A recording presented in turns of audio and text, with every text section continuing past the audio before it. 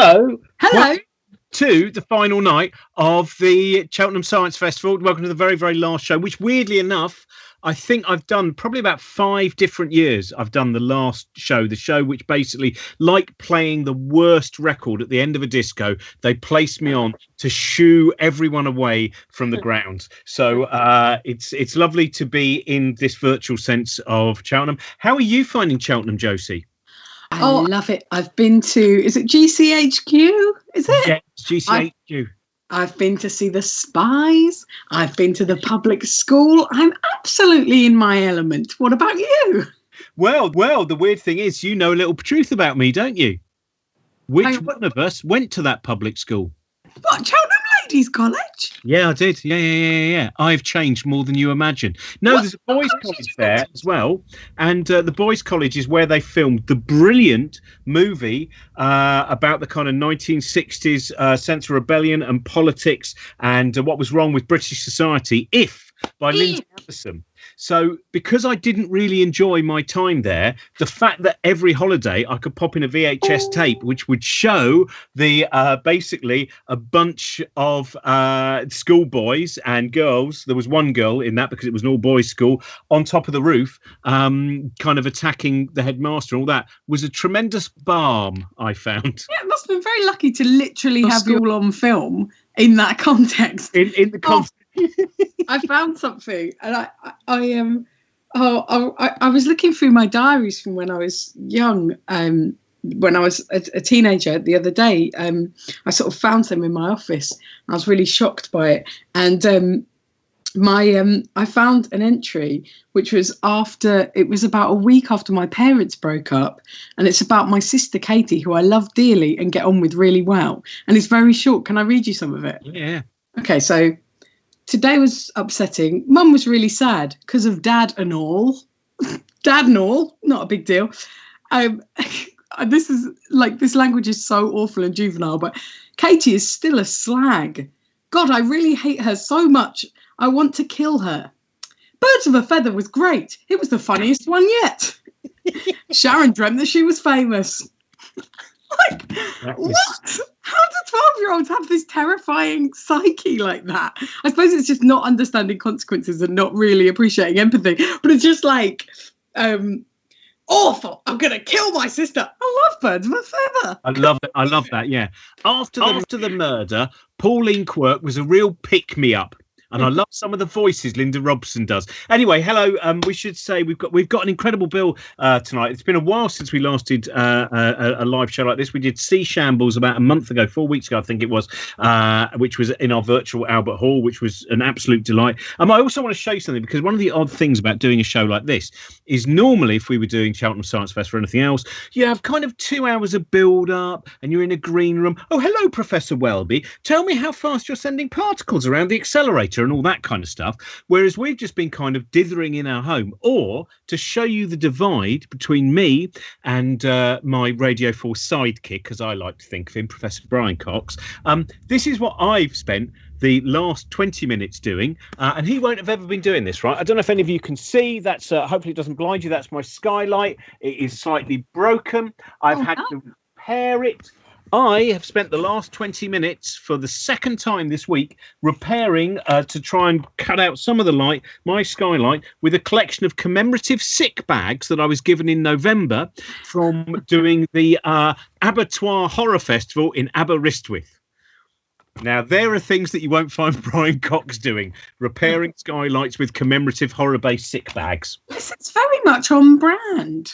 It is. Well, I've got everything here. Look, I've got my Kurt Vonnegut again. There we are. But yeah, we have today. Now this is great because we've got mathematics, and you, Josie, as anyone who's heard us talk about this before, the lovely thing where you went and did an A level in mathematics, didn't you? I did at Hackney Community College, and I absolutely loved it. Although it's an odd, humbling experience when you're in your 30s to be constantly bested by people less than half your age, and to be sort of in awe of people's brains and how well they're going, and you're sort of like, I'm just going to write this again. But yeah, I loved it. It was such a lovely experience in terms of like meeting people. Like I'm not going to meet these young people in any other context really, and so it was just nice to sort of be pals with people and study some maths. It was great. I had a favourite student in the class who was a guy called Omar, and he came into the exams wearing a lab coat.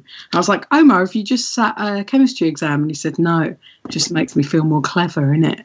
And I was like, you're incredible. That is incredible.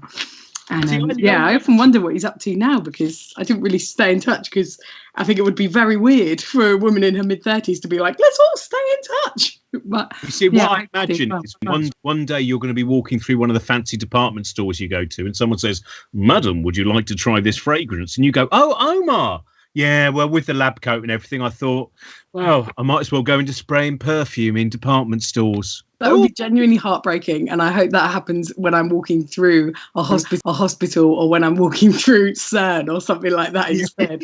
He was such a smart boy. That lovely story of when Richard Feynman went round CERN. You know, Richard Feynman, one of the greatest physicists of the 20th century. But quite often when he was travelling around, he was all kind of just wearing very, slacks and kind of grubby old shirts. And he ended up going on the tour around CERN, obviously before the Large Hadron Collider. And he's wandering around, and you can see people thinking, who's that grubby man at the back, not realising who's that Nobel Prize winning physicist who's changed our very ideas of quantum electrons. And then suddenly he saw a scientist he knew well, so he started waving and going, hello, hello. And he went over to him, and the other scientist coming over, and everyone's going, excuse me, sir, I'm afraid. And he goes, no, this is Professor Richard Feynman. Oh, I'm so sorry, Mr. Feynman. I love stuff like that. He is, what an amazing, for anyone watching who hasn't read any of the books that were brought out, basically from him sitting with his best mate, the mate of his who he used to play the bongos with, all of the different stories he had of how he would think about the world. And it's that beautiful thing where for a lot of people who, I think there is still that divide with science, that some people do think of scientists as this different breed who go, hello, I've been counting the things and I've come up with an equation, as opposed to the reality that so many of them are just excited to be. I mean, we've got Katie Mack on later on, and Katie has written this wonderful book called The End of Everything, which is all about the different ways that our universe may come to an end, should it come to an end. And we did the first Monkey Cage in this series was her and Brian Greene, and also Steve Martin and Eric Idle. Just Steve Martin. We just had Steve Martin on, And you're very chill about it. You're very chill. Yeah, it was just Stevie, the old Stevie Martin, And it was only afterwards that I suddenly, when sometimes you meet someone or you work with someone, and then about an hour later you go, I've just remembered how many hours of my teenage years I spent watching that person's work. How many times I rewatched him playing Dr. Huffer in Brains. Oh, so great. But but what was beautiful was the way that Katie and Brian, everyone else, when they were talking about the end of the universe, they were, like Brian always does, just smiling. So basically at that point the universe is ripped apart. That does sound like the worst way, but let's hear some other really terrible ways that we're going to die. And do you know what? That's a better way to receive bad news. I'd rather have that than adapt, because the bad news is bad enough. Why not receive it by somebody beatific? Also, I think that's the thing, is it's not about, also the smiling isn't it brilliant, the universe is going to end. It's like the moment when you're watching Agatha Christie and you've just worked out who's done it. It's the fact that you go, and I've worked it out. Oh, we're all going to die, but that's a long time before the universe ends, so don't worry about that. Oh, this is very self-referential, but you and I interviewed Ralph Little the other day, and he mentioned his Miss Marple, and in it he'd said that he'd been doing some real hamming up acting over a chocolate, and I went back and I watched the Marple, and you know what? I thought he played it absolutely perfectly. So if you're looking for something to do later, there's a really good episode of Miss Marple called A Pocket Full of Rye. Oh, I also think we should remember that the version you saw was the version after the director had said 10 times, Ralph, a little bit less when the chocolates are mentioned. A bit less would be, just a little bit less. We should have our first guest, and this is good because our first guest has made sure that we've got pens and we've got paper, because we're going to be going into the world of maths and equations, and I hope everyone at home as well. This is the kind of show, get ready to take notes, because there are things you're going to hear that you're going to want to do afterwards and ideas to play with. So please welcome our first guest to the stage of Cheltenham and also to his room. It is Bobby Seagull. Hello, Bobby. Hi. Oh, you're still on mute. You're still muted. It's like one of those government press calls, or those 5 p.m. government cabinet meetings. It's one of those. Do you know what's perfect was the way that you did the expression when you realised you were on mute was exactly what Ralph Little used to do when he was offered a chocolate in the Agatha Christie movie just talked. What was the expression I did just now? What was it like? It was a kind of that bit. It had everything. As someone who spends a lot of time not far from Cheltenham, of course, Bristol, doing the slapstick festival, that would have fitted in perfectly with. We should do some mathematical silent movie slapstick work next year, I hope. Absolutely. Well, thank you for inviting me, and welcome to Mathematically Challenged. So imagine firstly a Venn diagram with 3 components, A, B, and C. So A is QI, B is 8 out of 10 cats, and C is University Challenge. Essentially, our little game show today for 10 minutes is the intersection of A, B, and C, which is Mathematically Challenged. So I'm your host for the next 600 seconds, plus or minus a tolerance band of 5%, or till I get kicked out by the producer. Either or one or the other. So you're a brave contestant. So can you, for my pleasure, introduce yourselves again and tell me your favorite equation. And your favorite equation is important because that's going to be your buzzer call for this episode, and also the name I'm going to be calling you. You're not going to be Josie or Robin. You're going to be your equation. So one of you can kick off. Josie, you've got an A level. Okay, so this is my favourite one, and partly because I learned it, I can remember it all the time, and it's a log. It's when I first learnt logarithms, and it's Logan Nax, and that's why I remembered it, because I thought it sounded like Logan. So I was like, oh, it sounds like a film. But it's about how log an is n times a to the x. And honestly, logs blew my mind when I found them out. So that's mine. Thank you. So can I call you Log? I'm going to be calling you Log today. Oh, absolutely, my pleasure. Please. I've gone with that one about working out the angles of octagons. So that's what I've gone with. It's very much a last minute grab when that was the last bit of homeschooling that I did with my son. So, and I was thinking I really did enjoy, when that moment where you go, oh, it's really obvious. It's really obvious if you think about it for 27 seconds. Mm-hmm. Okay. So instead of fingers and buzzers, there'll be some questions where there'll be fingers and buzzers, but it's your vocal cords. So you'd have to say log or octagon. Okay. And again, 10 points for a correct answer, 5 for an incorrect interruption. And other questions will require you to write out the answers and reveal upon my call. And like, was it Pierre de Coubertin in the Olympics said, it's not the taking part that counts, it's the winning. It's all about winning. Because today, octagon log, this is the prize available for you. A certificate I printed out on recycled paper. Can you see this? Yeah. Yes, beautiful. Beautiful. That's yours, Josie. It's in the bag. You say that. I am terrible at maths, and I'm not very fast. So, but I'm going to give it everything I've got. Are we ready? Vocal cords or buzzers? So first one, imagine you're earning £9 an hour. Mm-hmm. And your boss gives you an inflation-busting 5% pay rise. How much do you now earn? So you're earning... Log. Buzz. Oh. Log. Is it £9.45 an hour? Let me just consult my team. Is that correct? 10 points. 10 points to log. 10 points to log. Anyway, you got £4.50 because I wasn't listening properly. I'll tell you one thing about that question. Log. I'm going to call you Log for the rest of this episode. So this is a question that a charity called National Numeracy used to assess the level of numeracy in the UK. And I do charity work with them alongside Countdown's Rachel Riley and Martin Lewis and Money Saving Expert. And when they did this with a stratified population, 1 in 2 of the country adults, even with a calculator, couldn't get the correct. 1 in 2 adults, even with a calculator. So again, a lot of the work I do in public is about trying to make sure that, obviously, I love the beauty of maths, but about getting people to do the nitty-gritty of basic numeracy. That's one thing as scientists we forget. We think maths can be challenging and beautiful, but for a lot of people, even basic things like working out percentages are like mind blown. And 1 in 2 is almost 70%, isn't it? It's about 82. It's about 82%. It's about thereabouts. Okay, so after the first round, we have 10 points to log and 0 points to octagon. Yes. Okay, round 2 is a picture round. Mm-hmm. I will be showing you an equation, and you on your piece of paper have to write a score that represents the aesthetic beauty of this thing.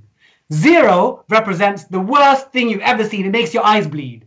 10 is a thing of beauty, like E equals mc squared. So I'm going to show you this equation, and you have to give it a score from 0 to 10.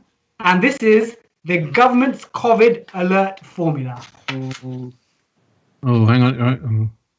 So give it a score out of 0 to 10. 0, eyes bleed. 10, a thing of beauty.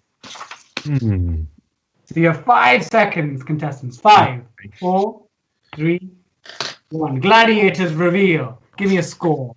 What scores do we get? Oh, so we got a 0. So we got a 7 out of 10, and we got a 0 for logs. I'm gonna have to speak to the council. I'm gonna speak to the council. Let me speak to the council. Let me give a call. What are the council saying? They think this is a horrendous equation. Points log. Again, when I saw this equation come out, like most school maths teachers, if one of my students had done this, I would have sent them home. I would have sent them home because, again, if you've not seen this before, you're not interrogating this. When this came out, so we had the COVID alert level is the number of infections plus, or the rate of infection plus the number of infections. So the rate at the time.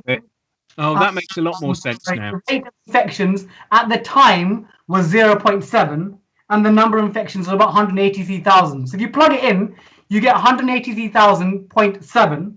And if you look at this scale here, scale goes up to 5. 5. And I did a quick calculation. Each square on the government chart is about 2 centimeters. If we went up to 187,000, it would be 36 meters high. That's 8 double-decker buses. So unless the government in a meeting says, we have a PowerPoint slide that's 8 double-decker buses high, this is a useless. I'm sorry, government, but this was useless. And we give 10 points to log for that. So 2 rounds, we have 20 points to log and 0 to octagon.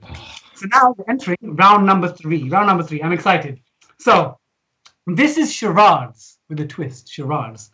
So I'm going to pick 3 characters from scientific history and act them out. I was going to do maths characters, but I was struggling how to recreate like Euler or Mirzakhani or Ramanujan. It's a bit tricky. So I've got 3 scientific characters, and be warned, there are going to be some major scientific inaccuracies in order to get the point across. And I know charades, normally you're meant to be silent here. The person's doing the acting, but it's my rules, it's my charades, it's mathematically challenged. I'll do what I want. I'm going to speak for them. So there's going to be 3 acts. I'll take about 20 seconds, write them down, and at the end reveal. So it's going to be 3. Number 1. Let me get ready. Let me get ready. Okay. I've got my little dressing cupboard here. Okay. Number 1. Number 1. Here we go. That Leibniz annoys me. Oh, what's this? That's number 1. Okay, number 2 is coming up. Number 2 is coming up. Oh, sorry, I'm getting ready. Quick. It's like, can I get my arms through? Oh no, I think I can get my arms through this outfit. Okay, I didn't get my arms through the outfit. Okay, I got it. Pierre, I'm pouring some things out, Pierre. Oh, look at this book, Pierre. It's so radioactive, Pierre. It's really radioactive. Okay, that's act number 2. And then act number 3 is act number 3. Oh, where's my final outfit? Come on. Quick. Let's put this up. Lightning. Oh, lightning. Okay. Where's my jacket? I'm wrong. I am back. So, contestants, you should have 3 answers for me. 3 answers. So can you reveal your answer? 3, 2, 1, go. Wonderful. We got perfect score. Isaac Newton, Marie Curie, and Benjamin Franklin. So it's 30 points and 30 points. So we enter a penultimate round with 50 points to, I need to be 30 points. Good, I can do my calculation. Okay, question 4. One more after this. Question 4.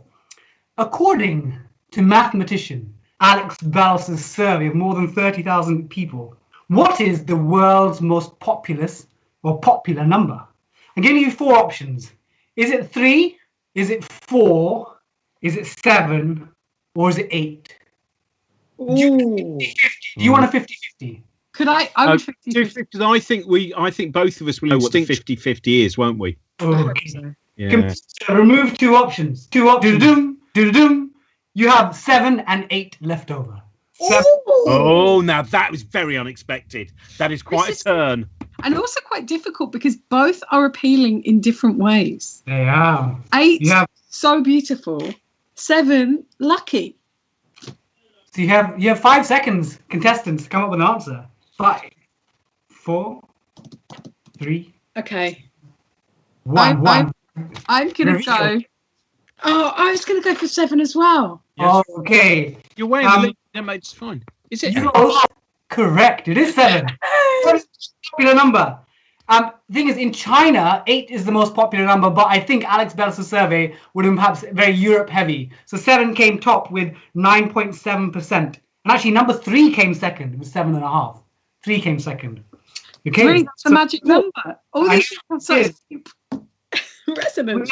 We're the last round. So the scores leading into the last round are 60 points to log and 40 to octagon. So here, everything can change. This round is worth 50 points.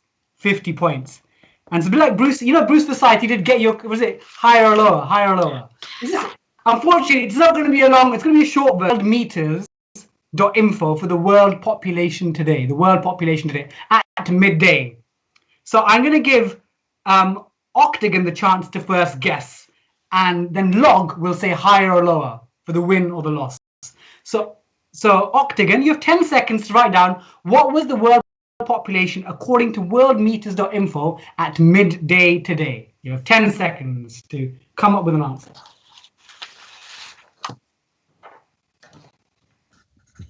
Absolutely no idea. Okay. I can't do geography either. Any of these things. Okay, reveal your answer. 8.6 billion. 8.6 billion. So are you going higher or lower? Higher or lower? That's all I need to know. Oh, lower. Lower. Okay, let me call in our Home Secretary to get. So Home Secretary, what is it? She's saying it's 8,084,074 and 84 and 60. Home Secretary. So Home Secretary is being useless. She's not very good at numbers here.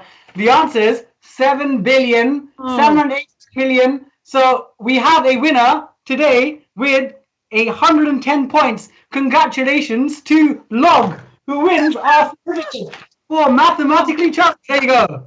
This is a proud moment. Thank you so much. Good. Immediately went to college with and just make it clear what's done for you. That's weird. I was sure it was 8 billion now. Yeah, it's about 7 point. Yeah. Although if you'd asked our Home Secretary, she would have made any number you wanted. So there you go. Congratulations on winning the inaugural Cheltenham Science Festival Home mathematically challenged. Thank you so much. Thank you so much, Bobby. Thank you for joining. I'd like to spread some awareness of this beautiful equation. Thank you. Thanks so Brilliant. much. Thanks, Bobby. We better get straight because we're overrunning already. So we're going to get straight on with the next person, who is someone that we haven't seen for a while. He is, again, definitely get your notes out for this. Oh, by the way, I should also mention that Bobby has a new book out as well. So go and look that up now. Bobby Seagull's latest. And if you can't get to try and use an independent bookshop. I happen to know that Bobby lives quite near Newham Books, which is a great bookshop. And they are ordering books and sending books out and doing all that stuff. If you can, try and use your local independent bookshop because they need all the support possible. Now, our next guest is someone who has my favourite thing that I ever did with him, actually, a few years ago, he had this brilliant idea. We were doing a show about weird books, and we did 50 Shades of Grey, a reading of 50 Shades of Grey in synchronized with a reading of the shipping forecast. And so I read 50 Shades of Grey and he read the shipping forecast at the same time. And in many ways, for Radio 4 listeners, it made it an even more erotically charged shipping forecast. So now we are joined by the anarchist cook, the messy, destructive, and it's such a pity you will not be able to try his food afterwards, because there's nothing more enjoyable than seeing people's horror when they're first offered his food and the delight when they actually taste it. He's got a bucket behind him. This can only mean good things. George Egg. Good evening, folks. Hello. And hi, Robin and Josie. Hello. Here we go. Have you been taking your temperature, guys? I mean, you know, you've got to keep an eye on it, haven't you? You have been. I have been.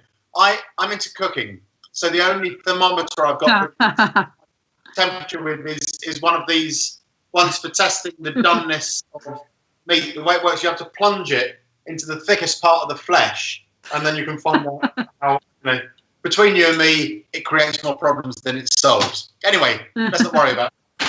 I'm going to go back over here. I'm going to cook. I'm going to cook for you, friends. I'm going to cook what's normally a breakfast dish, but it's going to be my dinner. As soon as I've finished doing this, it's going to be what I tap into. I'm going to make kippers and eggs and sourdough croutons. Who doesn't like kippers, eggs and sourdough croutons? Probably don't like anything, do they? Tremendously negative. But we're all going to enjoy them. Now, what I've got my eggs here. Now, for those of you who don't know, this is egg. That's egg there. I've prepared egg in advance. Egg has been sheathed in one of these little Ziploc bags. Okay, that's been pre-seasoned with a bit of black pepper and black salt as well. Yeah, pretty cool. That's going to go on this tray, thus like that. Now the kipper I've prepared as well. That's in another one of these little bags. That's got some chili pickle in there as well, a bit of heat, which is going to be very nice. And what we're going to do, we're going to poach the kippers and eggs using power tool number 1. You can hear it hissing. You can doubtless see it steaming out of the bucket. It is none other than an Energy EN484 steam wallpaper stripper.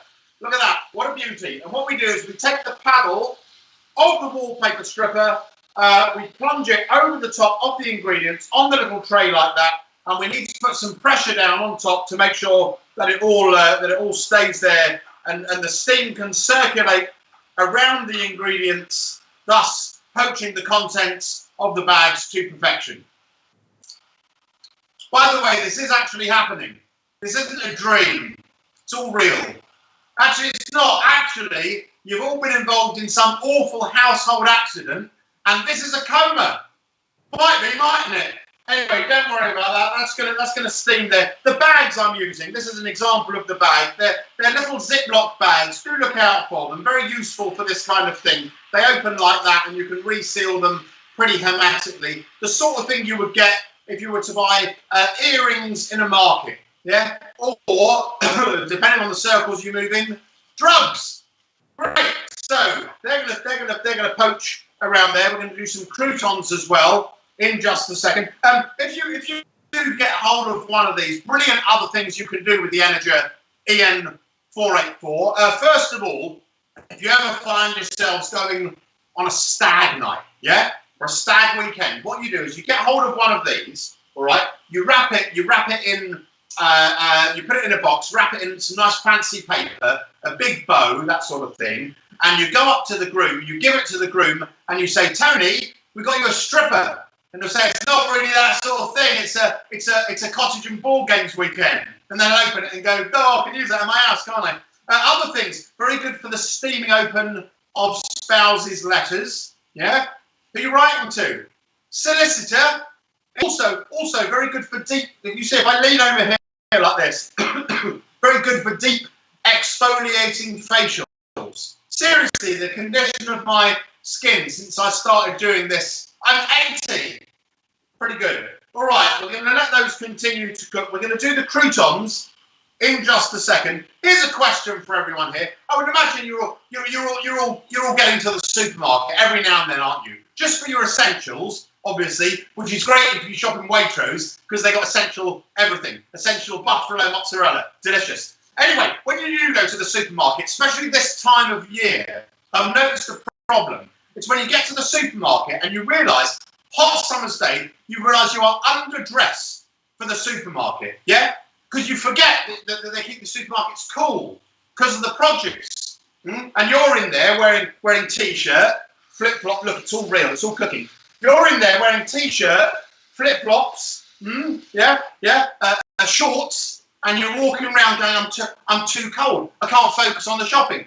Here's my solution. Now, most supermarkets these days have got, excuse me, they've got hot rotisserie chicken counters. Okay, so what you do is you go to the hot rotisserie chicken, you ask for a chicken, you get them to double bag it, and then what you can do is you can carry it around like a hot water bottle, and it keeps you warm, and you can focus on the list. And the genius is you're not obliged to buy it. No. So when you get to the checkout, you can just dump it in amongst the chocolate bars, and through you go. And if you think about it, a couple of hours later, someone's going to be rooting around looking for a Twix. They're going to find it, and they're going to go, "Oh, I needed a chicken." So you're kind of doing a service. All right. These are look. It's all real. They're cooking. They're nearly done. We're going to do the croutons now. The way we're going to do the croutons, we'll get rid of the eggs. We're going to do the croutons with. We've got some cubed bread here. I've sliced and cubed that already. Oil that lightly. I've kept my oil secreted in this like that. So we're just going to lightly oil. Come on. Oh, there we go. And we're going to toast these. That's done enough. I'm going to turn it off. We're going to toast these with a DeWalt DW360 hot air gun. Wonderful. So we turn that on. You want that on high. This is tremendously noisy. I sincerely hope you can hear me. I won't do these too long. I've pre-toasted them slightly. So this is brilliant for so many. This is brilliant for doing nuts. Yeah. I imagine some of you are fans of nuts and seeds. Get your nuts and seeds, obviously, from your local health food shop. Yeah. Big fan of health food shops. What I particularly like about health food shops is that they're a great place where you can go and you can see how much food is going to cost in the future. Lovely. So what we're going to get the egg, because the egg's done. Look how beautiful. That's perfect. It's perfectly poached. We'll put that on. I'll tell you what else the DeWalt is brilliant for. It's brilliant for doing popcorn. Okay, the way you do popcorn, I'll show you just a second. We'll just get the egg in there because you want to see. This is all real. You want to see. I'm doing this all live and it's genuine, and I'm going to eat it afterwards and enjoy it tremendously. What you do with popcorn, to do popcorn with a DeWalt DW3, I'm breaking up the kipper in the bag, just so you know what's going on. What you do with popcorn is you get two common or garden metal sieves, and you put your popcorn kernels, a scant handful of they go in the sieve, in the bottom sieve, and then you put the top sieve mouth down on top of the bottom sieve, and tie it together with paper. I don't know what I'm telling you about. I'll show you. I've got one here. Got one here like that. Okay. I don't know if you can see. You can see that. Look. So you've got your popcorn kernels in the bottom there, and then what you do is you hold the DeWalt 360 underneath like that, and it warms up the popcorn kernels, and they warm up. They get hotter and hotter and hotter, and then suddenly they start to pop, and they pop, and a scant handful like that will fill that entire thing. It'll be like a big spear full of. I haven't got time to. You can imagine though. If you can imagine after it just then it would be full like that, and you can all slow that down and watch that later on and see if you worked out how I did it. All right, look, this is done. This is done. We're going to finish it off with a tiny bit of pumpkin seed oil that I've secreted in the glue pot there. Tiny bit of parsley at the end as well. I've got the parsley here. There's parsley. The reason I'm using the parsley, I hate the idea that people will watch this demonstration and they'll leave it afterwards, and they'll be back sat on their sofa. They'll be going, "Well, it was lovely. I mean, it was interesting. It was kind of comedy, kind of cookery, sort of sciencey.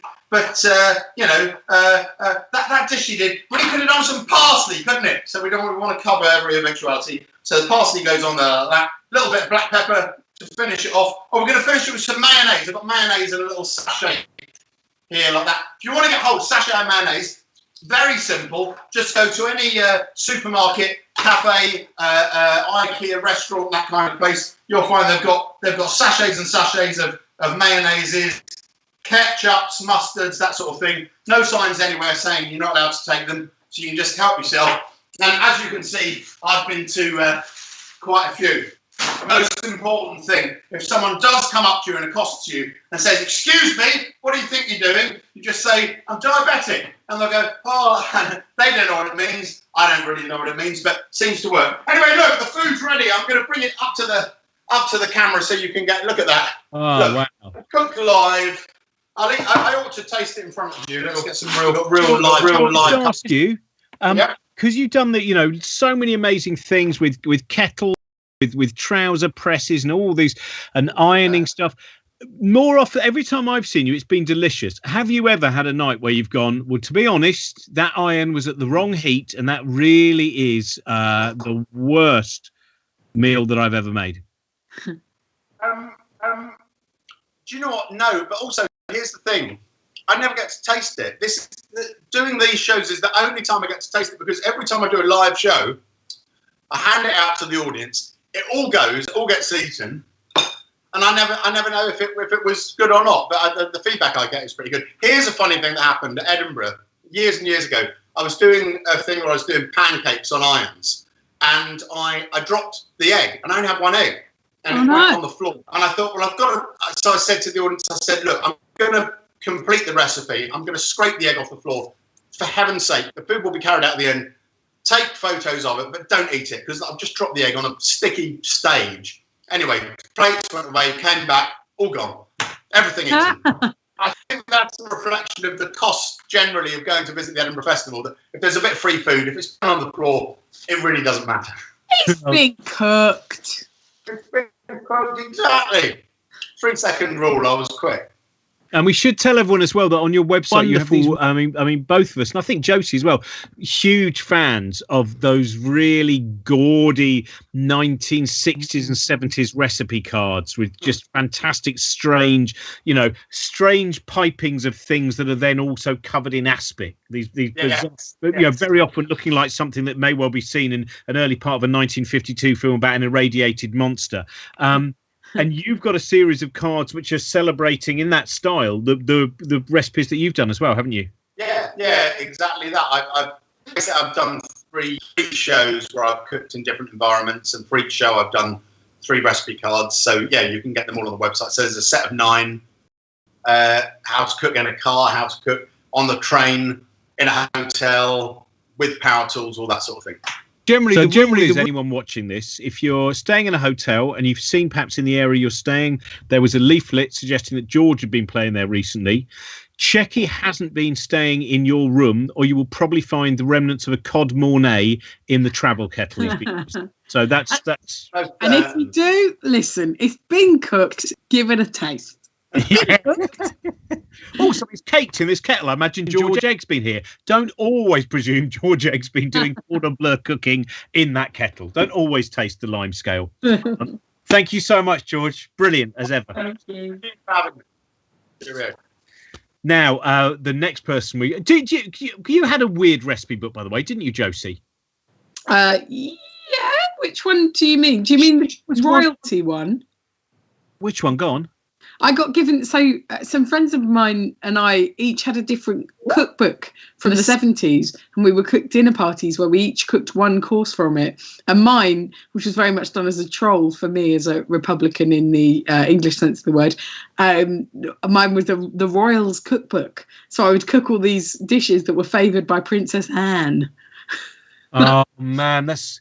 See, I always another thing about Cheltenham connection, because I suddenly had in my head there when you're talking about that a really appalling seafood mousse that I once saw. Which was one I've never been someone who's been hankered for a seafood mousse, and when they're shaped, a salmon mousse. Mm. Well, this one was also made to look like a terrified and dying fish. It was one of those kind of ones. Oh no, very cruel to make the thing in the shape of the thing, isn't it?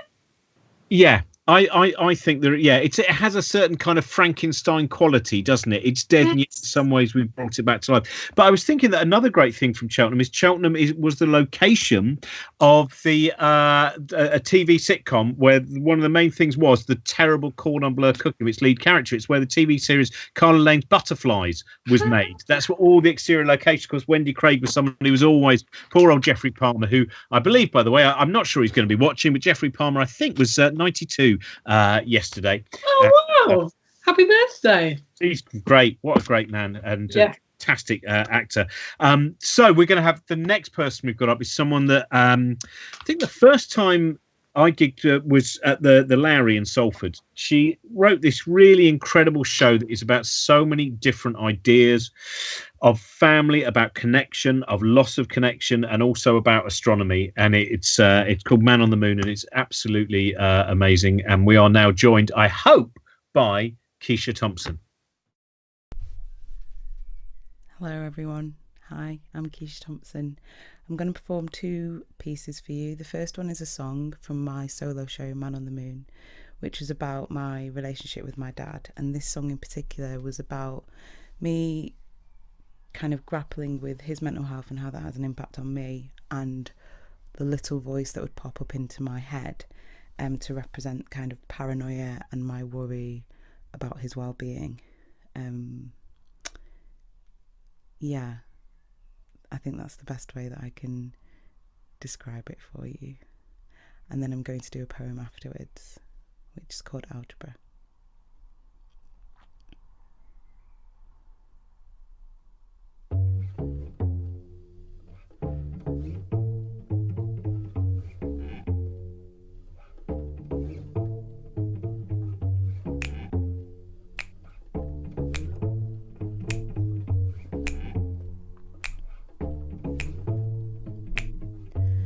Eviction, some reflection, just up and flat. Do I think my dad is filled with dread? Shake my head, how the thought spreads. Why do I think my dad is dead? Dead.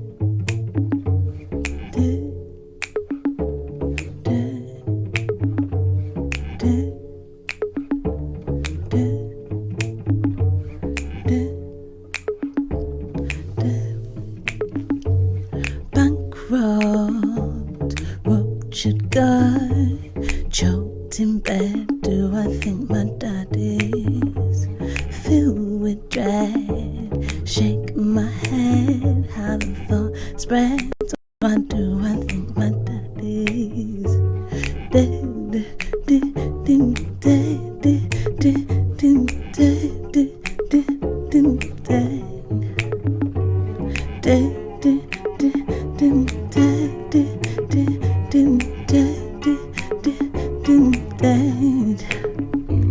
Haunted by this little voice, daunted, 'cause I've got no choice. I'm daunted by this little voice. I'm daunted, 'cause I've got choice.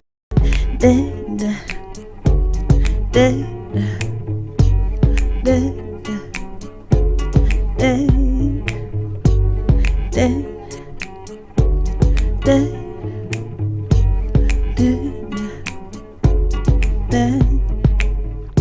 I'm haunted by this little voice. I'm daunted, 'cause I've got no choice. I'm daunted by this little voice. I'm daunted, 'cause I've got no choice.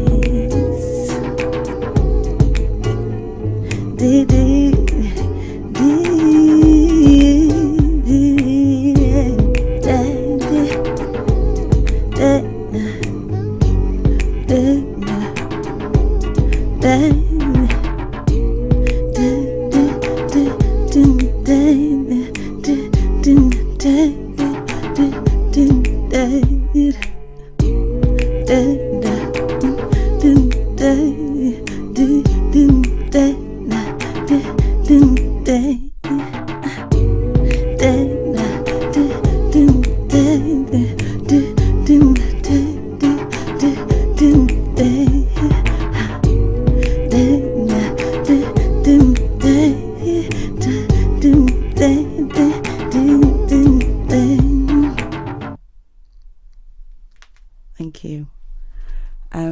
So my second piece is from my book Luna. I'll give it a little, oh, the light, the glare. There we go. Which is the script of the show Man on the Moon, but also a collection of poems that I wrote alongside it.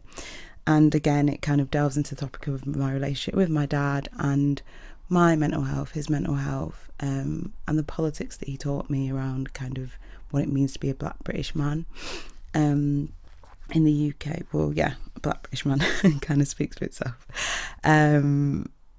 I'm going to do a piece which is called Algebra in solidarity with the Black Lives Matter movement, in particular a petition that I saw yesterday, which I signed and was really pleased to see, which is kind of asking for colonial history to be put on the national curriculum. So I'm trained as a maths teacher, and I wrote this poem kind of in response to what I learned whilst I was training. Algebra. A squared plus B squared equals C squared. I thought I knew what this meant. Leaning back on my chair, cocky in the classroom, obsessed with getting the answer without looking for the truth. Because this school system has a way of twisting things up like Rubik's cubes. It will tell you about algebra without explaining that it's Arabic, a word hand-picked from a foreign land, meaning the reunion of broken things. Algebra is the alchemy of the unknown, which means that A can stand for anything. How I would give anything to go back to my classroom, arm raised like Einstein's fringe, to ask if A can stand for the abolition of transatlantic slavery. Can it stand for the aggressive abstraction that makes my history teacher tell me only of 1807, Wilberforce, House of Commons? Didn't ask us to show working out because to get full marks you'd have to mention Harriet Tubman or Nanny of the Maroons or the Haitian Revolution. To get full marks you'd have to reference that moment when Wilberforce argued that slaves are property in order to set them free. Some sugar-sweet hypocrisy turned my ancestors into outdated machines so that the hapless slave masters could reap their redundancy fee. The inconvenience of the black human spirit led to the biggest bailout that this country has ever seen. I think A could stand for Aviva, just one of the many companies that we still use today, kick-started with slave money. A could stand for Abraham Lincoln, who wasn't pro-black, just pro-economic efficiency. Let's compensate, then colonise the slaves, free enough to afford their own poverty. This is just the true meaning of algebra. It's the reunion of broken things. I think B could stand for Black Panthers, bottled up and brought to you by Beyonce. Now, I don't have a problem with her tribute per se, but why should a Super Bowl break be a classroom of today? Why does it take a pop artist to validate my body, my skin, my story, my past? B could stand for Brazilian beauty queens, too black to be broadcast. B could stand for a Burger King meal served to an assassin with a backdrop of burning black churches. B could stand for the Bernie Grant, the Brixton riots, the bleach creams that attempt to make my race more invisible than it already is. I'm just trying to teach you some algebra. It's the reunion of broken things. And I suppose C could stand for colonialism, capitalism, credo, colourlessness, consumerism, coercion, cultural castrato. All I know is this curriculum is a caesarean section of mass destruction. It will reach into your womb and snatch you from your roots unless you're prepared. A squared plus B squared equals C squared. If you do the etymology on Pythagoras, you could argue that his name translates to destruction is a marketplace. Pretty fitting. Since we know this theorem to be named after a Greek man, despite it being used by the Egyptian civilization to build the pyramids, it was used by the Babylonians before Pythagoras was getting his ass kissed by Euclid. So why is it named after him with no mention of its heritage? Yeah, he wrote the proof down and I thank him for it, but once again, black intelligence is uncredited. Algebra is these bruised knees. Algebra is this black child come archaeologist, a diaspora of truth, a reunion of broken things. I think C could stand for children scribbling confused calculations in the confines of their Cartesian coordinate pages, filling each square with just one digit. Out of context, rehearsing their own limits. I think B should stand for critique and creativity and curiosity. To find the unknown, seeking out the erasure, questioning those missing footnotes in those textbooks. Because when you do, all the things that you've been taught actually start to add up. Thank you.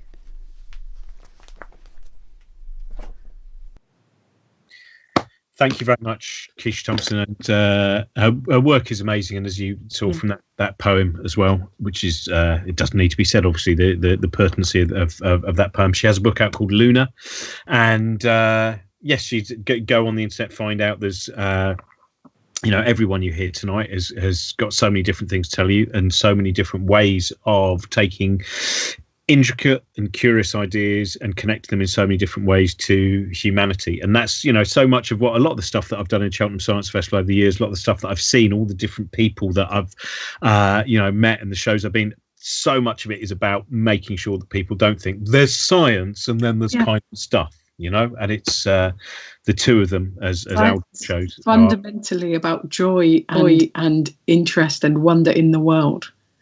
And it does change what you think. I mean, it does change in terms of understanding, not just understanding statistics, understanding so much about our biology, about evolution. If anyone who's read Adam Rutherford's book, How to Argue with a Racist, or in fact, when we did an Infinite Monkey Cage kind of on that, science plays its part in understanding so many different ideas about how we often not merely misunderstand each other, but misunderstand huge swathes of people.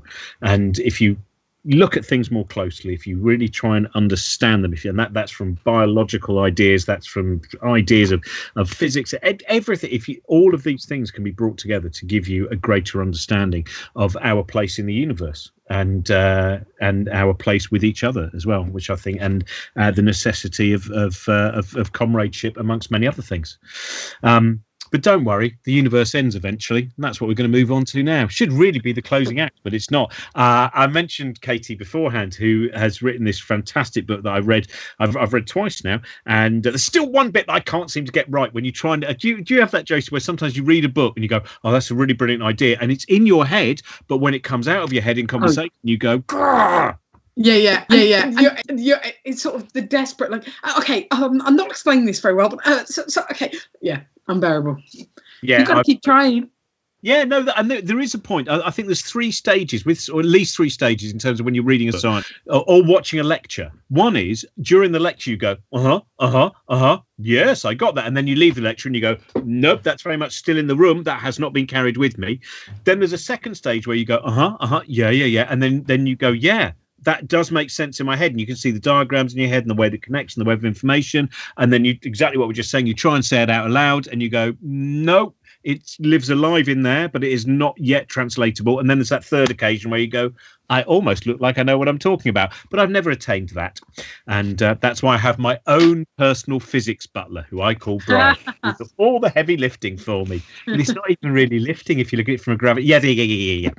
Anyway, this is the author of, as I said, The End of Everything. She was on the first of the Infinite Monkey Cage of this series. Please welcome to her front room and a different time zone to you, Katie Mack. Hello. It's good to be here. Now, everyone loves some of the ideas that on the show. Can I ask you, you must have had some feedback. Are there any end of the universes or any particular idea that you talked about on Monkey Cage where you go, wow, that one really seems to have stuck with people? Yeah, I think the one that I'm going to be talking about today, vacuum decay, I think that's the one that really captures the imagination most, because it's a very out of left field kind of scenario, and in some ways both the most humane and the most threatening. So I'll explain that in a few minutes. That's great. Sorry, Jason. No, that's very exciting to me. The way that I built that up now does actually sound like I was really asking about a set of songs. So, ladies and gentlemen, to take us out this evening with a beautiful rendition of Vacuum Decay, please welcome to the stage. So, this is because the one thing a lot of people love, that's such a Douglas Adams idea, you know, of some of these things that start to exist in the universe. Some of the nature of probability in the universe is still. I mean, do you find, as someone who spent so long studying these ideas, that there is still a regular, hang on a minute, my brain has just delivered me this information which appears to be correct according to the science, but it can't be. Yeah, definitely. I mean, one thing is that I deal all the time with the kinds of scales in time and space that it is just not possible to hold in the human mind. You know, I cannot picture billions of light years. I can't picture billions of years of time. I can't even get to like 100,000 of anything while still maintaining any idea of what I'm talking about in terms of actually picturing it and conceptualizing it. So the scales are wild, but then also just the sort of enormity of what happens in the cosmos. You know, I was reading a paper a while back about a planet, a star that had some weird features in its spectrum that said that there were strange chemicals in the star, and those chemicals were most easily attributed to a planet that the star had eaten. Like and you know, you're just reading this paper and it's like, oh yeah, you look at the spectrum and there's some contamination in the spectrum, and you're like, that was a planet. You know, like, and this happens all the time. Stars get eaten by black holes. Collide with each other out there in the cosmos and shake the fabric of space so much that we feel it here.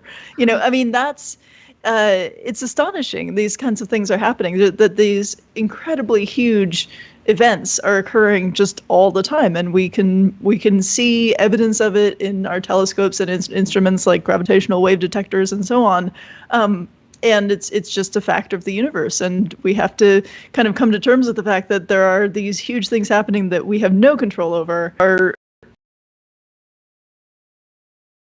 unbelievably destructive, and you just have to accept that we live in a cosmos that we cannot harm. Spiders in the corner of the room, just looking at the people, being like, "That's massive." Yeah, I hope they don't crush us absent-mindedly. Because lots of people can argue. Sure. Explain. I'm wearing this T-shirt, which was one of the T-shirts from when we were touring with Brian Cox last year. There were a series of 3 on the different kind of ideas of the shape of the universe, and we've been asking in live chat about this. So here we are, the saddle shape. I won't explain it as well as you. So, Katie, can you tell us people a little bit about what that is trying to explain in terms of our understanding of the universe? Yeah. So what that's showing so what that's showing is one possibility for the shape of space-time on the whole. So when we talk about the shape of space-time, about the shape of the universe, we usually talk about it in terms of being either curved or flat. And it could be curved in a positive curvature, which means it's sort of like the surface of a globe is a positive curvature thing, where if you start out parallel walking along the globe, you'll intersect in the future. And then there's negative curvature, like the saddle shape, where if you start walking along the saddle shape, then the lines will diverge.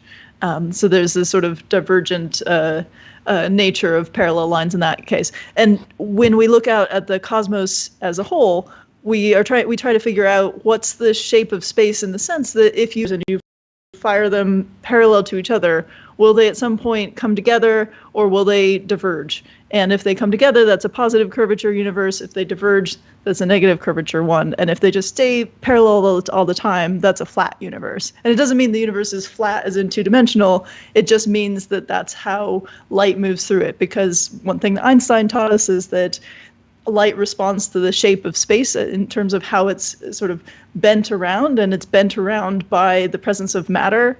And so we picture it in terms of like bending dimensional surface, but really what's happening is that the 3-dimensional space is kind of pulled in some places or stretched out in other ways. And on the whole, our universe does not seem to have its space kind of pulled in together. It seems to be flat. And those 3 different possibilities, the sort of positive curvature, negative curvature, or flat universe, lead to different possibilities for how it will evolve into the future, how it will end. So a positive curvature universe does a big crunch at the end. So it starts out expanding. Negative curvature one keeps expanding forever, and a flat universe one does as well, but in a sort of gentler way. And we seem to be in a flat universe, but there are other things that come into what our future will hold based on what's changing the nature of the expansion right now, and that's dark energy, which I can get into later, and I'll mention it a little bit in the talk. I suddenly realised that very rarely am I doing a gig right next to my T-shirt drawer. So while you were talking, I went, I'm sure I've got them all in there. So here is the slideshow. Good. Closed universe, yeah. Yeah, there we are. And flat, yeah, excellent. Yeah. The some of the advantages of lockdown, proximity to T-shirts. So, now we should. Josie, would you like to ask anything more, or should we let Katie? I want to see. I want to hear. I've not got a better question than what we're about to hear. No, okay. Please welcome to her room, Katie. Thank you. All right, so I think that my slides are being controlled by Trent, so hopefully the title slide is up right now. I can't see those at the moment, but right. So my talk is about the universe versus the quantum bubble of doom. So this is one possibility for how the universe might end, and it really is a quantum bubble of doom, as I will get to. So we live on the Earth. So you should be seeing right now a beautiful animation of the light passing over the globe. I'm often asked how the world will end. What's going to happen to us here on this planet? And that's a question that people have wondered about for a long time. Will the world end in fire, in ice, in a bang or a whimper? And now we do know the answer to that question. So in the next slide, there's a nice illustration of what will happen to our cosmos in the far future. Our sun is going to get a little bit bigger and a little bit more luminous over time, over billions of years. And in just about 1 billion years, give or take a few 100 million, the sun we will experience so much heat from the sun that it will boil off the oceans of the Earth, and the Earth will be completely uninhabitable. What happens after that is a little uncertain. Maybe we will spiral into the sun as Mercury and Venus will. Maybe the sun will complete its evolution before that happens, and then we kind of spiral around for a while longer, and who knows, in hundreds of billions of years. But we've really only got a billion years or so before the world is utterly dead. So let's move on to more important things. I'm a cosmologist. I study the universe. In the next slide, you should see an image from the Hubble Extreme Deep Field, a picture of galaxies billions of light years away. So these are galaxies seen by the Hubble Space Telescope. Every one of these little dots in this picture is a galaxy. And someday in the future, the universe itself will come to an end. And the question is, how will that happen? So in the next slide, I have a few possibilities that cosmologists have been thinking about and writing papers about and contemplating. So the first is the heat death. And this is really that sort of ice scenario. This is a possibility where the universe expands and expands and expands and cools and cools and cools. And it's really quite a sad and bleak future of cold and dark and emptiness. If you want to get a little bit more exciting, there's the big crunch, where the universe does an expansion for a while, then recollapse. Looking less likely these days, but not completely ruled out. There's also the big rip, which is sort of like a heat death in the sense that you just keep expanding forever, but the expansion gets taken over by a weird kind of dark energy and starts to actually rip galaxies and solar systems and planets and stars and even atoms and space itself apart in the far future. Next, there's vacuum decay, which I'll talk about in a little bit more detail in a moment. And just for completeness, another possibility that people talk about is a bouncing cosmology, where the universe could go through cycles of a big crunch and a big bang, and even possibilities where parallel universes can slam into each other and start new big bangs. These are all interesting in different ways, but the one I'm going to focus on today is vacuum decay because it is really the most immediate and, in some sense, the most sort of threatening of the different options. So, vacuum decay. So people have been talking about vacuum decay for a very long time, but it really became an area of much more active research when in around 2012. The Large Hadron Collider, which you should see in the next slide, there's this which is this giant machine near Geneva where they are smashing particles together in this vacuum tube that's 27 kilometers around. They accelerate particles and crash them together to see what happens. In the next slide, you should see an event display of the result of one of those collisions. What you do with the Large Hadron Collider is you try to smash things together to see what happens, to study how particle physics works, because one of the ways to get at what really happens in the forces of nature and in all of the particles is to just collide them and see what comes out. And this has been a fantastically successful venture, developing the standard model of particle physics, which you see on the next slide. So in the standard model of particle physics, there are a number of different kinds of particles with different properties. So in this slide, you see a grid of the ones in purple on the upper left. Those are the quarks. The quarks are components of things like protons and neutrons. Then there's the leptons, the neutrinos, and the electron and the electron's cousins, the mu and tau particles. Those are the things that the electrons are the ones that sort of go around an atom. Only if you study quantum mechanics, you find out that it's not really orbiting the nucleus of an atom. It's sort of you sort of see them mostly in things like nuclear fusion and fission. Then there's the red-colored particles on the right. Those are all the force carriers. The photon, which carries the electromagnetic force, the gluon, which does the strong nuclear force, and the Z and W bosons that do the weak nuclear force. And then in 2012, the big sort of triumph of the Large Hadron Collider is that they found the Higgs boson, which was the kind of final piece of the standard model of particle physics, and gave us a model where everything fits together perfectly. We've seen almost nothing in our experiments that severely challenges this model of what the universe, how the particle physics in the universe works. So when we found the Higgs boson, that gave us a chance to really understand the sort of structure of physics, so the structure of particle physics, the nature of the physical universe in which we live. And so there's something you can do with that, which is you can take the masses of a couple of these particles, say the Higgs boson and the top quark, and you can make a chart of different possibilities for the stability of our universe. So in the next slide, you should see an image of the stability regions of like how stable particle physics is, how well particle stabilities for the masses of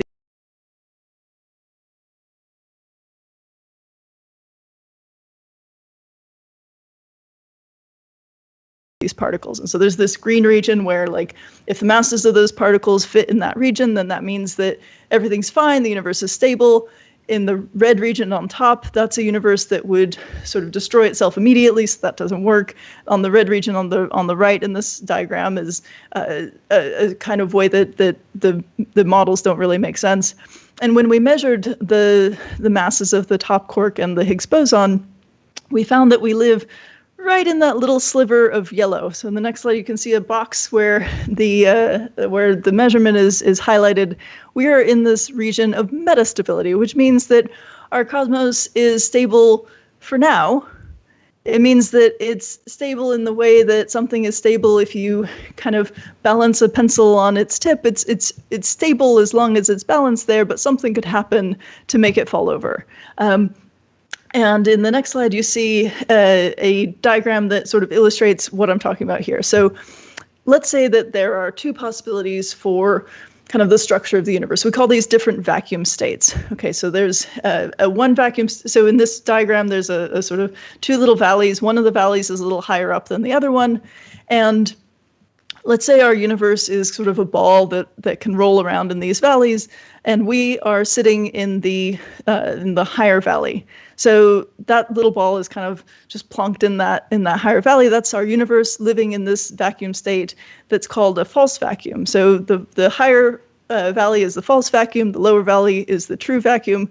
That just means that these are different vacuum states where the laws of physics are different for these two different possibilities for kind of how physics is structured. And the way physics is structured is kind of based on what the Higgs boson is doing. So you can imagine that little ball is sort of the Higgs boson. It can roll around, it can take on these different values.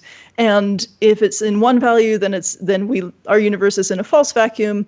And if it's in another, our universe is in a true vacuum. And the thing about a false vacuum and a true vacuum, we might be in a false vacuum, which means that our universe, our physics, our particle interactions work just fine, but they're not what the universe would really prefer. You know, the Higgs boson would really rather be in that other little valley, you know. And in that other valley, unfortunately, the physics there does not work so well. If our Higgs boson were in that other valley, if our Higgs field were on that other valley, if the sort of structure of particle physics were different, our atoms wouldn't hold together. The constants of nature would be different, and we would not be able to exist. So the fact that our Higgs field likes to sit in this higher up valley is a bit of a problem, because you worry that maybe it can fall into the other one somehow. Now, there are only really two ways for that to happen. One way is that the Higgs field can kind of roll up and over that barrier between the two valleys. So if that ball kind of rolls up and over, then you can end up in the true vacuum. Now, fortunately, it would take quite a lot of energy for that to happen. It would take more energy than we can possibly generate in any kind of experiment, more energy than anything in the universe can generate. So we think we're probably pretty safe from that happening. But another possibility is, you know, the Higgs field, like everything else in the universe, is governed by quantum mechanics, and because quantum mechanics gives everything a kind of sort of fuzziness, because there is a possibility for things to move around in ways you don't expect. One thing quantum mechanics allows is quantum tunneling, which is where something can be on one side of a wall and suddenly appear on the other side of a wall without having to go through. It's one of these things that's a very low probability event, but it can happen.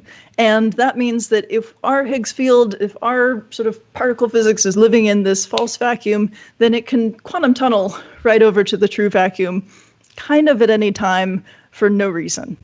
And what that would look like, in the next slide, you see an animation of what that would look like. At one point in the universe, the Higgs field would do this quantum tunneling event, and it would create a bubble of a new kind of space, a kind of space in which the laws of physics are different, in which the structure of particle physics is different. And this bubble of true vacuum would start expanding out at the speed of light.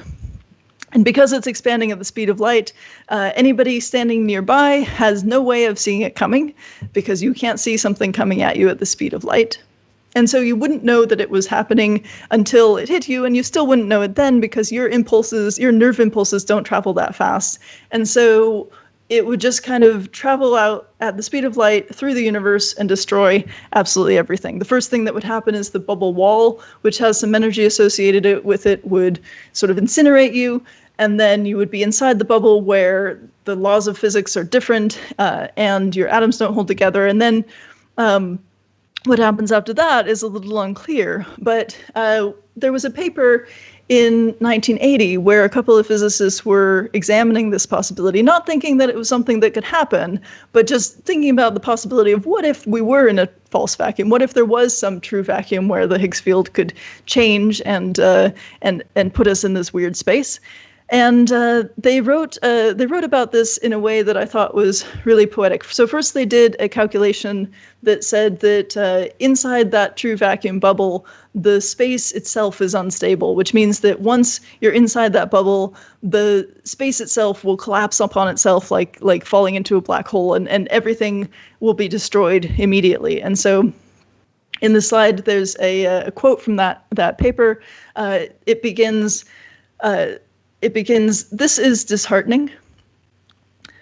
The possibility that we are living in a false vacuum has never been a cheering one to contemplate.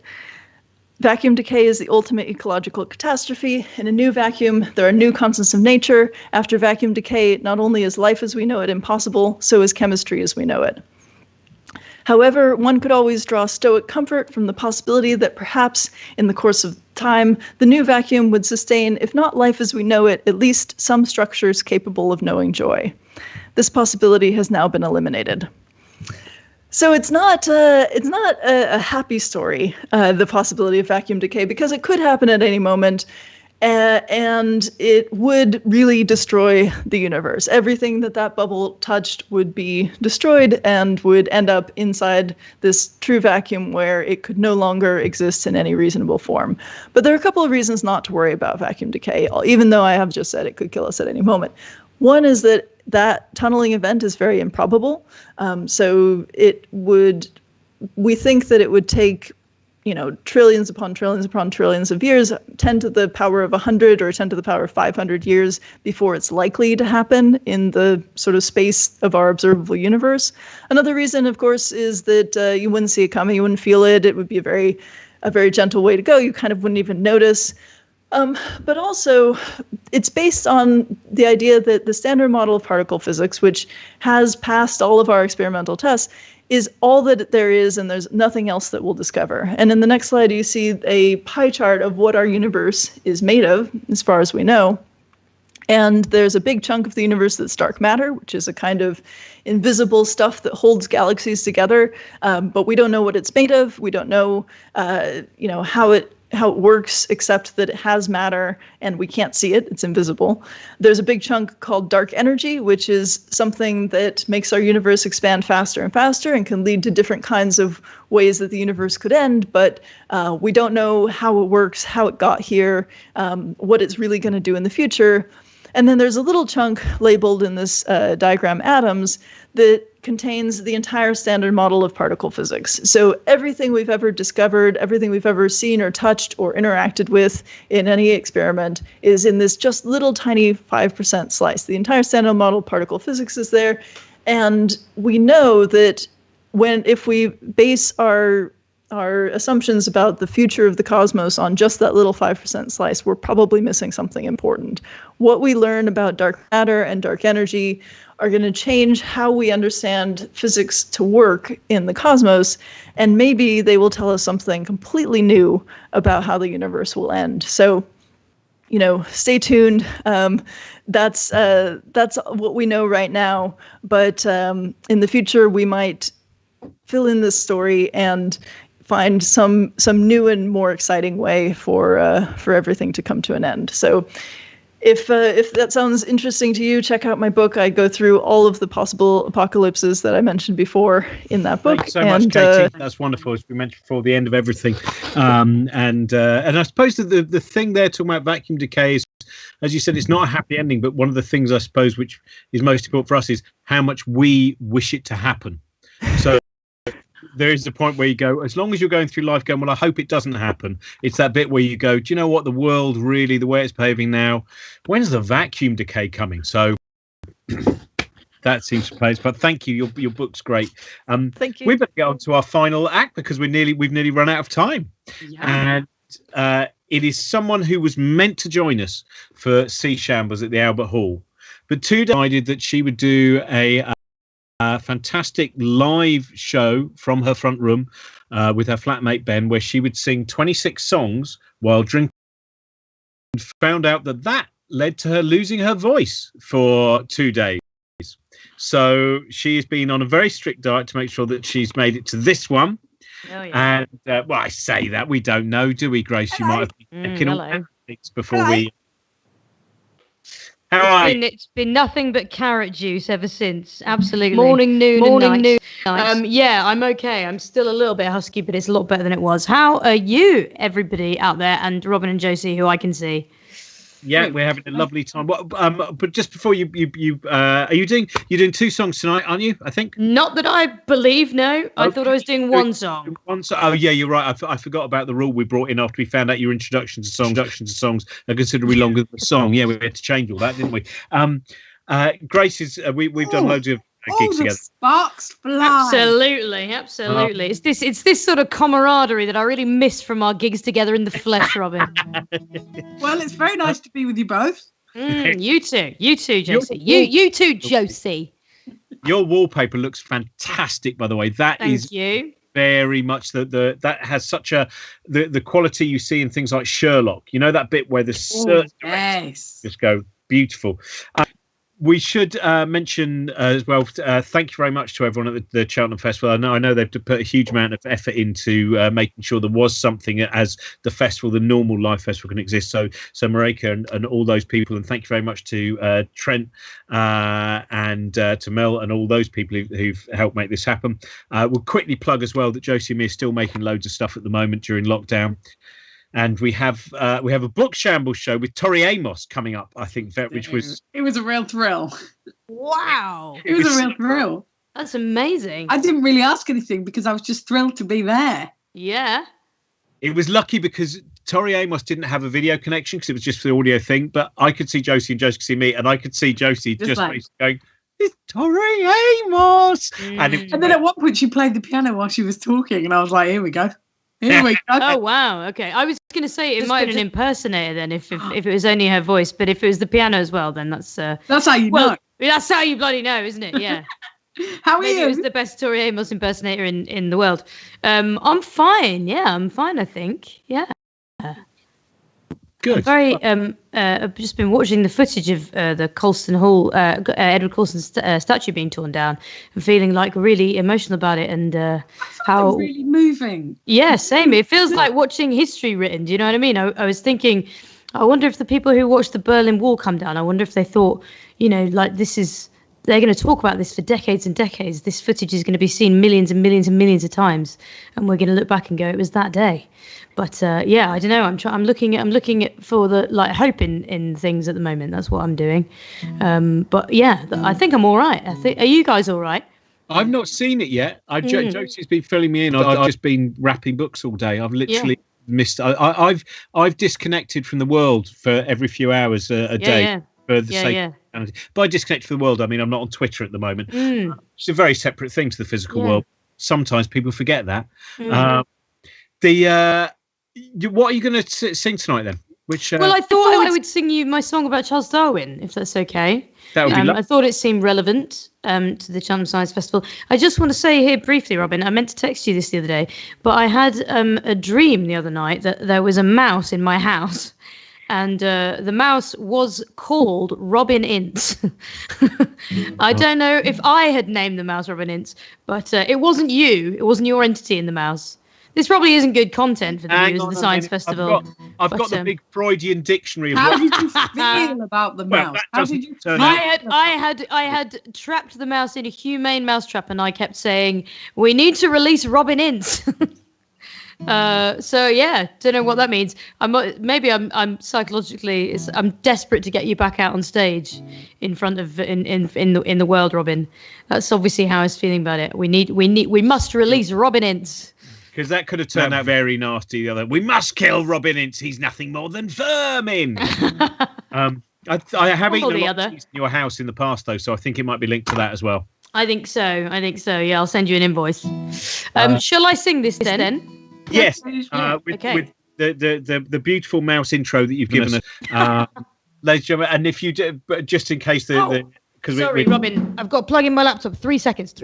Yeah, sure. Well, I was going to mention while Grace is doing that, do go and look at all of her work. I'm sure many of you know about her stuff anyway. She's been doing such incredible gigs and really brilliant gigs over the period of time that she's been online. But during lockdown, done some fantastic stuff. Also raising money for the Big Issue, amongst other things. And so try and catch up with any of the things that are left over that are still up of the stuff that Grace has been doing for the last 3 months. It has just been, a lot of it's been very celebratory and very joyous and rather wonderful. So, ladies and gentlemen, please welcome to undoubtedly the most beautiful wallpapered theatrical set we've had all night long. Grace Petrie. Very much. Well, I wrote a song about Charles Darwin a few years ago for a science-themed gig that Robin asked me to do, and I was kind of struggling to. I'm not a massively scientific person, and I was kind of struggling to find a hook in to write a song about him. And then I found this amazing letter on Letters of Note, which was written to him by his wife Emma, and it was all about how, in the process of him kind of, developing the theory of evolution and things, he was kind of losing faith in the idea of a creator. And that was a very terrifying idea to her, because she was very, very scared that it would mean that they would not be in heaven together, that Charles Darwin wouldn't go to heaven. And she wrote this gorgeous letter to him, and all about how her kind of worries for his eternal soul. And at the end of it, there's a postscript that he wrote in response to her, which just says, "When I'm dead, please know that many times I have kissed and cried over this." And I thought that was really beautiful. So I wrote this song, which is, I suppose, a love song, and it's called Our One Life, and it goes like this.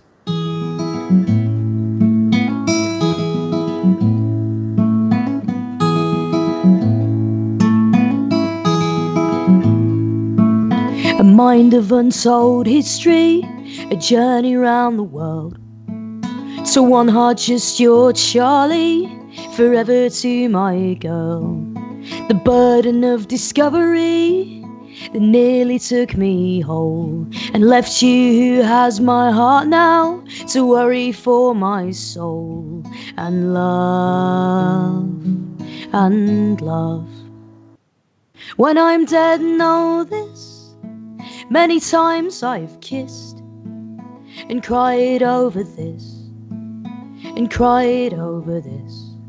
When I am dead, know this, many times I've kissed and cried over this, and cried over this.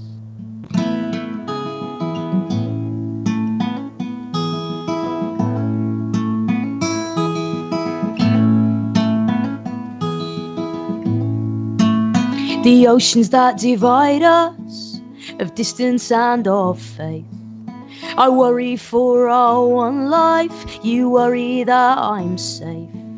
The ever-growing beauty of everything I see is I belong to you, love, and you belong to me. And love, and love. When I'm dead, know this, many times I have kissed and cried over this, and cried over this. When I am dead, know this, many times I have kissed and cried over this, and cried over this.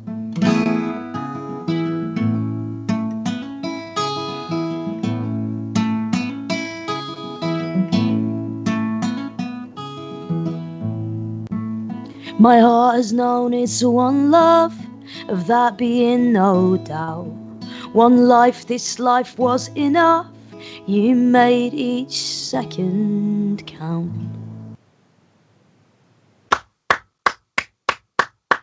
Thank you very much. Thank you very much, Grace. And as we said, keep up to date with all the stuff that Grace is doing online at the moment, and then keep up to date with when everyone is back out on the road, hopefully. Yeah, I know we all have that strange. I don't even look in my diary. I'm using a separate piece of paper, because every single time that I open my diary, I go, "Oh, I was meant to be there." So it's best. June is really sad for me, because I was going to film my show. And I just keep looking at the end of next week when I was going to film my show and being really sad. And I remember when I put it in the diary, it seeming so far away. And yeah. What was rather lovely there as well was it sounded like you actually had a catch in your throat, when in fact you had a slight burp. As you went to say that, there was just a little bit of a burp there, I think, that created a moment of flatulent emotion. What is this? What is this? Absolutely despicable. I'm a very despicable human being. thank you again to Grace. And we just mentioned tomorrow is World Oceans Day, and so go and keep up to date with. There's lots of people. Helen Chersky is always one of the great people to follow and find out what she's up to, because she will lead you into loads of different places as well in terms of her knowledge of oceans and her connections with lots of other interesting people. And the Sea Shambles show is still online, where we had Kobe Smulders on that, we had Lem Cisse on that, Brian Cox, Chris Hadfield, Helen Chersky was on it again. We had it was a really very, and we had a fantastic version of a reading of Moby Dick with an all-star cast including Reece Shearsmith, which was a lot of fun. Also, the tip jar. I think there's a tip jar somewhere here, and I also think please do keep supporting Cheltenham festivals as well. Science Festival is such a wonderful and important thing, and also trying to get it out as much as possible into the local area to make sure for kids and for other people who are not always immediately drawn to science. We need to get out there further and further. People know just how exciting so many different ideas are, and how sometimes just lying on the grass and staring up at the stars and contemplating our position and their positions and those photons of light, where when they hit the back of your eye, when they hit you, it's the first interaction they've had on their journey. Those things are exciting things. So support all those things. Josie? I am doing some streaming gigs in the near future of my show Tender, but other than that, do you know what? Just trying to get through this like everyone else, and I hope everyone is okay. I hope you can feel some love and kindness towards other people. And also mention tomorrow we did a show and tell with Ross Noble, which will be up tomorrow online, and we got one with Rebecca Front coming up soon. And I totally agree with the ideas of love and kindness, and yes, so keep yourself up to date with the information. Keep yourself up to date with reliable information. Know what to do. This is a science festival, and thank you very much, everyone. I hope to see you next year in Cheltenham. If not, we'll see you in our kitchens and our attics, and I'll be putting up those. I've got a lot of those sick bags left. So they'll last you a year. You've got a year's supply. Because to be honest, I know me, and I'm far more likely to keep sellotaping that with sick bags than I am to actually mend the blind. There we are. Thanks, everyone. Bye-bye.